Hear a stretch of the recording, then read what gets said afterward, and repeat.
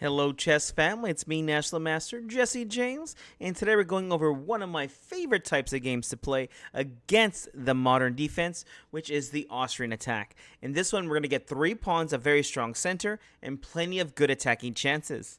Here we go. In this game, I'm playing the white side, and here I have a very strong opponent around 24-37. And, I went ahead and started with e4. My opponent played pawn to c6. And here I went d4, and they played d6. So this is transposing into like a modern defense right here. And, I played pawn f4. This is called the Austrian attack. This is one of my favorite ways to play. I get 3 strong pawns in the center. And I love this way because, I like to control the center. And, more pawns in the center, the better. And here my opponent played knight f6 to attack the pawn, a very common move. I went ahead and played pawn to e5. Now this is maybe not the most played move. I believe most people here like to play knight to c3, but I like to fix the pawn structure as soon as possible and play this idea of e5. The idea being is, they can't play e5, which is very common in the lines, at least when they play this modern defense. So here my opponent did not play the best move. In fact, this is a very common bad move that they play. They went ahead and played d takes on e5. And why is this bad? Because after f takes on e5, I take back with the f pawn, not the d pawn, obviously. You take back with the d pawn, that allow the queen trade. Here I get the open f file. And typically an open f file is bad for you, but later on when I castle, my rook's going to be opened up, and we're going to see how that helps me out later on. Here my opponent went ahead and played knight to d5, and now let's continue as normally. Here I played knight to f3. Here my opponent played g6, getting ready to fianchetto, very common in this opening. And here I played knight to c3, one of my favorite moves to play. I'm always hopeful that my opponent's nice to me and plays knight takes on c3, and I can take back with my pawn. And this is definitely good for me, because a lot of times what happens in the modern is they try to play pawn to c5 here and ruin my center. But here it would not be a big deal. I'll just play bishop d3, and if they take, knight c6 to attack it again. I played pawn c3, and I got my perfect attacking pawn structure. And because of those double pawns, actually worked out for me quite nicely. So my center pawn on d4 becomes quite strong. So that's why I like to play this knight move to c3. I'm not too sure why the computer doesn't like it. I guess they don't have my vision. But here black does play the best move and just plays bishop g7, not taking on c3 here. Well, that's okay. Let's go ahead and get to it. Bishop to d3. I've got to bring my bishop out. And the best square for the bishop is definitely going to be on d3, looking to attack on h7, at least hopefully at some point. Here my opponent castled. And here I like to play this move, knight over to e4. And the reason why I like this move so much is it controls a lot of squares with the pawns over here. And, I don't want to allow the trade forever. The more pieces I have heading toward the king side, the better off I'm going to be. And here my opponent played a very common move, bishop to g4. As you can see here, if they do play a pawn move like e6, the bishop actually can become quite bad. So like in a lot of structures, like the Grunfeld, even King's Indian defense, it's very common to go ahead and bring the bishop out and just trade for the knight. Remember I said d4 can be a weakness that black attacks. It makes sense the bishop will trade off for this knight. Unfortunately, I can't do anything about this at this point, but that's okay. So here I went ahead and played pawn c3. Now I have my beautiful pawn structure. Here c3 is defending my weak pawn on d4. And here my opponent played e6. The bishop is now outside. So at this point, the bishop is going to be trade off either for this knight or this knight. Again, this is a very common attacking scheme. Now, the reason why the computer does not like this e6 move, and I love this move, is because now with the pawn on e6, you can see the dark squares have become weak here. And I'm going to try to attack them as soon as possible. But first things first, let's get our king to safety.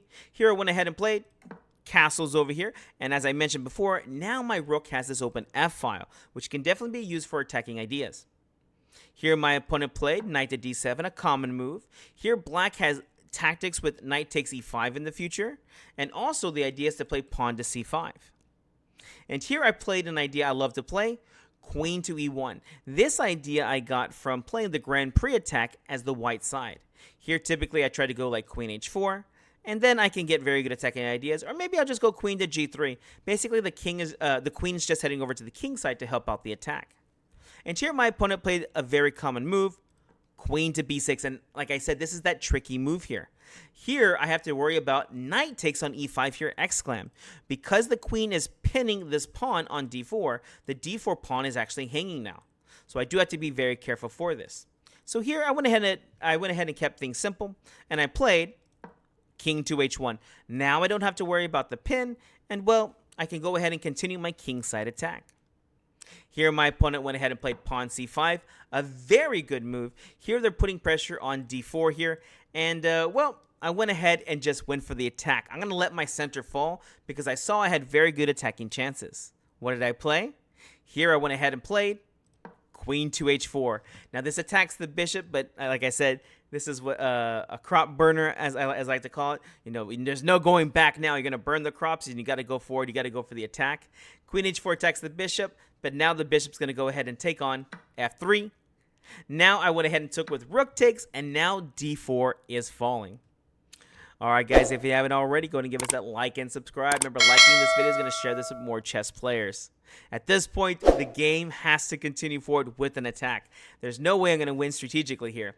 My opponent played the most challenging move and played c takes on d4. And here if I play pawn takes back, well, they're just going to go ahead and take with the queen. And once the d4 pawn falls, the e5 pawn will fall. But here I had a very nice attacking resource. White to move. What do you play here? Here, this is all part of the calculation of playing queen to h4. I'm going for the attacks I'm going to play. Rook over to h3. The idea, I'm going to attack this h7 pawn. And here my opponent played what I thought they'd play. Of course, I'm not going to go for any of these guys. I'm threatening checkmate over here. They went ahead and played pawn to h5. And here I only saw one idea to get rid of this pawn. Now, there are a few different ones, but here I chose the extreme knight to g3 here. And here my opponent had some better ways to defend. Here my opponent said, well, you know what? I don't see the idea about this. I'm going to go ahead and take a free pawn. Knight takes on e5, wins a pawn, and attacks my unprotected bishop. And here, well, it's white to move. What do you play? What was the idea of knight to g3? I thought it was very obvious, but I guess my opponent just didn't believe in the idea. And so, well, I played. Well, here's my brilliant move of the game. Knight takes on h5 here, and now I am in a better position. The game is not won just yet, but I do have a very good position. I'm at a +1 right now, meaning I'm up an extra pawn here, but things are definitely crazy at this situation. Here my opponent played the best move for defense and played pawn to f5. Of course, taking here would lead to a loss. Here I have a very crazy move, bishop to h7 check. If king takes, a simple checkmate. Queen takes, king back. Queen to h7 would be mate. Of course, they wouldn't have to take here, but I mean, anything else is really just the same thing. King h8, and I'll play queen over to h5, and yeah, this looks pretty bad to me. So here my opponent played the best idea of f5. Not only does this move block the bishop, but the idea is to give an escape square for this king also. And here I continued with the right move. I went ahead and played knight takes on g7. And here my opponent took on g7 here. And I missed a checkmate in 3. Can you find it? Here I went ahead and played simple chess and played bishop to h6 check. I'll challenge you guys in the comments. Go ahead and put down below what is the missed checkmate in 3 that I missed. So here I played simple chess, played bishop h6 check. The king went to f7. Bishop takes rook. Rook takes bishop. And here I went ahead and played pawn takes on d4, trying to keep the game as simple as possible. I win back pawn, attack the knight, and I still have good attacking chances here. And here my opponent made a wonderful move and went ahead and played queen takes b2. Typically, these are very good ideas to go pawn grabbing or at least make a complicated move because, well, in this situation, if you just play normal moves, you're normally going to lose, right? So here, when you're in a worse position, try to make complications that will confuse your opponent so they will make bad moves and lose the game. But, well, this one was kind of easy for me. Here I saw the idea very quickly. My rook's being attacked. Move the rook and make a threat. Simple chess. Rook to b1 got played. And now the b7 pawn will be falling. The knight's hanging and the queen is hanging. Here my opponent played queen to d2. And here, well, I could take on b7 here, but I went ahead and just took the knight real quick. The rook takes on b7 does lead to some checkmates here too. But here my opponent blundered pretty fast and played pawn to b6. And here, well, I'm not going to miss too many checkmates here. Here there was checkmate in 3, and I definitely saw it at this point. Here, the checkmate starts with queen over to h7, and my opponent resigned.